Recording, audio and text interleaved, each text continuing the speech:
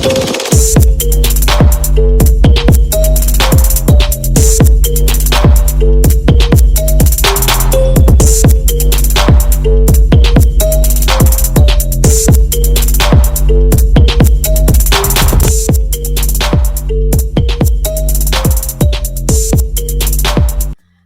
আসসালামু আলাইকুম। কেমন আছেন? আশা করি অনেক অনেক ভালো আছেন।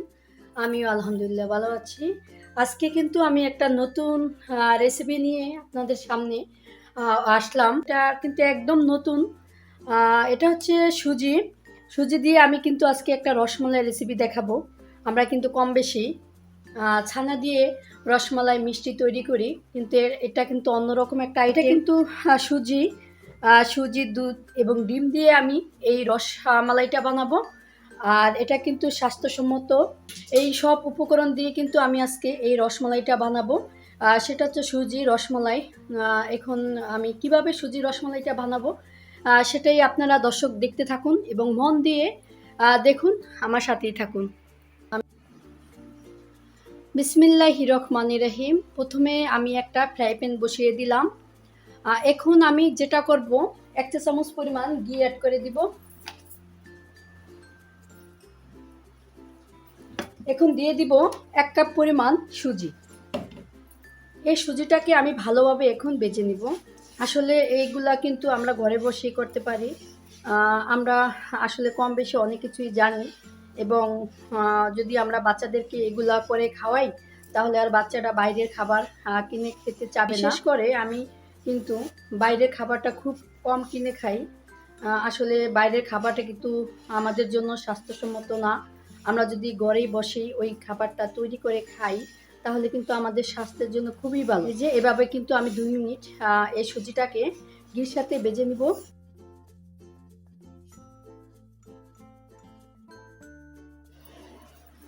আমার কিন্তু সুজিটা ভাজা হয়ে গেছে ঘির সাথে। এখন আমি অ্যাড করে দিব লিকুইড দুধ। অল্প অল্প করে দুধটাকে অ্যাড করে দিতে হবে। আর দিয়ে দিব 1 চা চামচ চিনি। যে যে পরিমাণ মিষ্টি খান ওই অনুযায়ী দিবেন। আর ছোট ছোট কাপের 1 কাপ দুধের গুঁড়া, এবং দিয়ে দিব লিকুইড দুধ।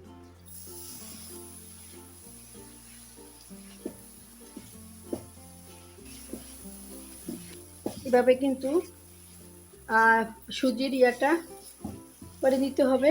গোলাটা মিডিয়াম আছে আস্তে আস্তে করে এভাবে করতে হবে, না হয় নিচে লেগে যাবে। আমার সুজির কিন্তু গোলাটা হয়ে গেছে। আমি এটা দিয়ে রসমালাইটা তৈরি করব। ঠান্ডা হলে ভালোভাবে মেখে নেব। এই যে এখন কিন্তু আমি হাত দিয়ে ভালোভাবে মেখে নিব এবং দিয়ে দিব 1 কাপ পরিমাণ দুধের গুঁড়া। এটাকে ভালোভাবে এখন আসলে আমরা এই সুজি দিয়ে কিন্তু অনেক ধরনের পিঠা বানাতে পারি, যেমন রসবড়া পিঠা এবং সুজির হালুয়া, আর অনেক ধরনের পিঠা আছে আমরা কিন্তু বানাই। কিন্তু এটা কিন্তু অন্যরকম একটা রেসিপি। আজকে আমি সুজি দিয়ে মজাদার একটা মিষ্টি বানাবো, রসমালাই, যেটা মুখে দিলেই নিমিষেই গলে যাবে।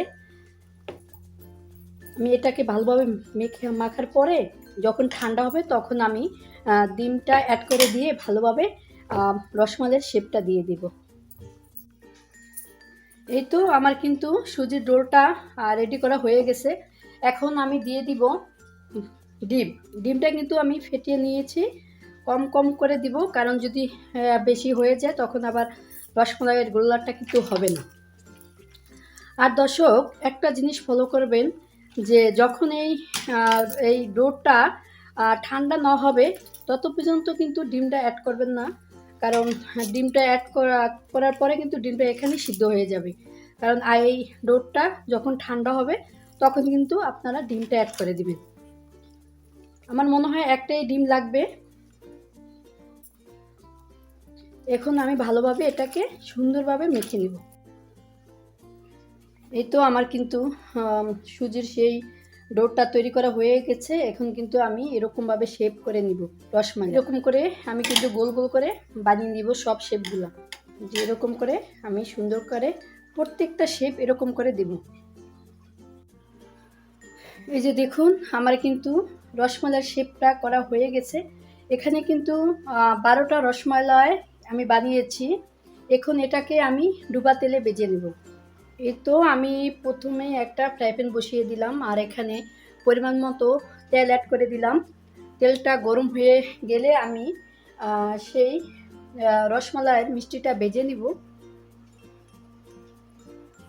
এটা কিন্তু খুব আস্তে আস্তে ভাজতে হবে।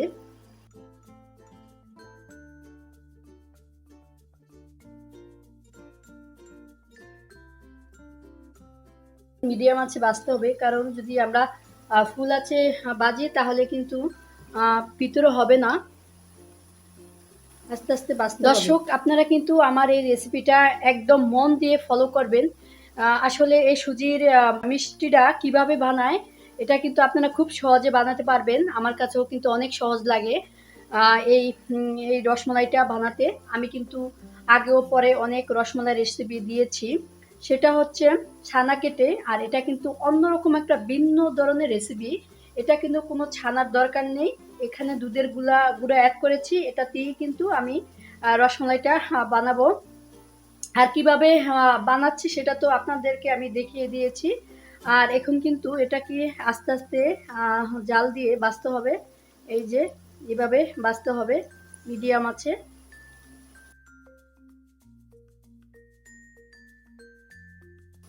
দেখতে পাচ্ছেন ফুলে কিন্তু দ্বিগুণ হয়ে গেছে।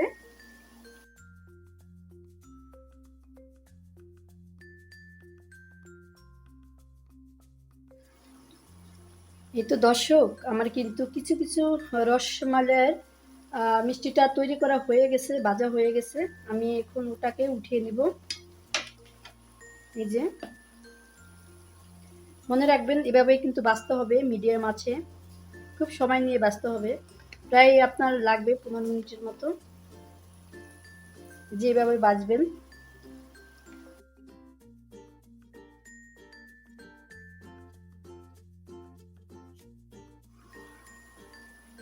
এই যে দেখুন সবগুলা কিন্তু রসমালাই তৈরি করা হয়ে গেছে, আমার ভাজা হয়ে গেছে। এখন আমি যেটা করব, ক্যারামেল তৈরি করব, তারপর এটাকে আমি মালাইয়ের ভিতরে দিয়ে দিব। একদম খুবই সহজ, এটা কিন্তু অনেক সহজ। দর্শক, এভাবে কিন্তু সবগুলো আমি ভেজে নিয়েছি, দেখেন এভাবেই কিন্তু ভাজবেন। এই তো আমি কিন্তু একটা ফ্রাই প্যান বসিয়ে দিলাম, এটার ভিতরে আমি 1 চা চামচ পরিমাণ চিনি অ্যাড করে দিব ক্যারামেল তৈরি করার জন্য। ক্যারামেলটা তৈরি করতে হবে কিন্তু একদম কম আছে। তো দর্শক দেখেন আমার কিন্তু ক্যারামেলটা তৈরি করা হয়ে গেছে। এখন আমি কিন্তু একটু একটু করে দুধ অ্যাড করে দিব।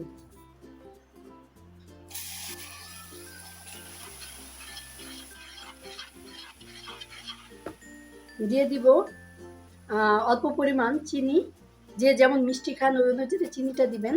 আর রসমালাইতে মিষ্টিটা কম দিলেই রসমালাইটা অনেক টেস্ট হয়। এখন বাকি যে দুধটা আছে এটাকে আমি অ্যাড করে দিব। প্রিয় দর্শক, আমার কিন্তু সেই মালাইটা রেডি করা হয়ে গেছে, দেখতে পাচ্ছেন উতরে গিয়েছে। এখন আমি কিন্তু সেই রসমালাইটা অ্যাড করে দিব, আর এখানে কিন্তু দিয়ে দিব এলাচের গুঁড়া।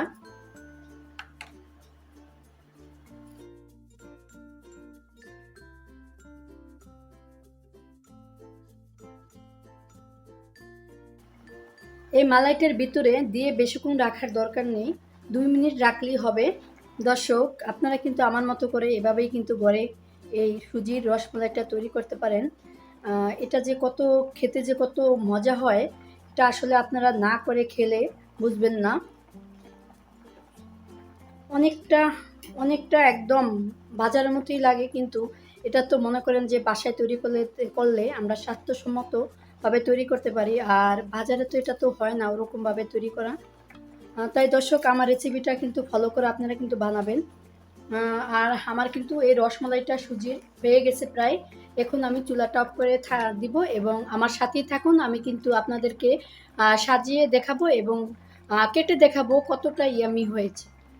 দেখতে পাচ্ছেন দর্শক, আমি কিন্তু চুলাটা অফ করে দিয়েছি। আর এটা কিন্তু রেস্টের জন্য লাগবে সময় 1 ঘন্টা। 1 ঘন্টা পর কিন্তু আমরা এটাকে কেটে দেখাবো কতটা ইয়ামি এবং সুস্বাদু হয়েছে, যা মুখে দিলে নিমিশেই গলে যাবে। আর আরেকটা দর্শক কথা হয়েছে, আপনারা কিন্তু সাথে সাথে বানিয়ে খাবেন না। সাথে সাথে বানিয়ে খেলে কিন্তু এতটা মজা হবে না। এটাকে ১ ঘন্টা রেস্টে রাখতে হবে, তারপর আপনারা খাবেন। ১ ঘন্টা পর ফিরে আসব। প্রিয় দর্শক, আমার কিন্তু সেই সুজির রসমালাইটা বানানো হয়ে গেছে। এটা যে কত সুন্দর রসমালাইটা হয়েছে, কি করে বলবো আপনাদেরকে, এতটা সুন্দর হয়েছে। আপনারা কিন্তু অবশ্যই আমার মতো করে এভাবেই এই রসমালাইটা খাবেন সুজির। আর আমার এই রেসিপিটা যদি আপনাদের কাছে একটু পরিমাণ ভালো লাগে, তাহলে আমাকে সাবস্ক্রাইব করবেন এবং আমার পাশে থাকবেন। দেখেন ভিউয়ার্স, এটা কতটা সুন্দর হয়েছে। ভিতরে একদম রসাটা ঢুকে গিয়েছে। এটা কিন্তু খেতে অসাধারণ হয়েছে। আর আপনারা কিন্তু অবশ্যই এভাবে বানিয়ে খাবেন। আর আমাকে কমেন্ট করে বলবেন কেমন হয়েছে এই মিষ্টিটা, রসমালাইটা। এই তো, আপনারা ভালো থাকবেন এই কামনায় বিদায় নিচ্ছি। পরবর্তী রেসিপি দেখার জন্য আপনাদেরকে অনুরোধ করা হচ্ছে। আপনারা কিন্তু অবশ্যই দেখবেন আমার রেসিপিগুলো। ভালো থাকবেন। আল্লাহ হাফেজ।